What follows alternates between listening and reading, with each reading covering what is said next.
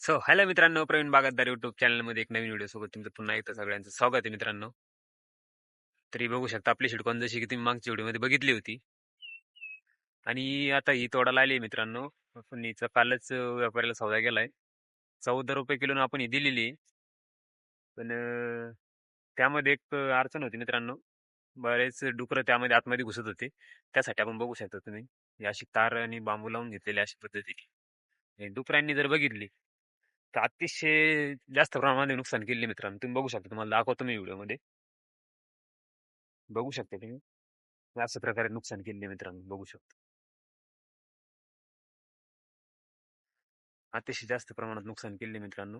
त्यासाठी आपण आज तार आणि बांबू करून घेतलेली आहे आणि आपण यामध्ये आहे ना मित्रांनो मशीन लावणार आहे, धक्का मशीन लावणार आहे आपण, जे की कटआउट होतं, जेणेकरून प्राण्यांना कुठली हानी होत नाही.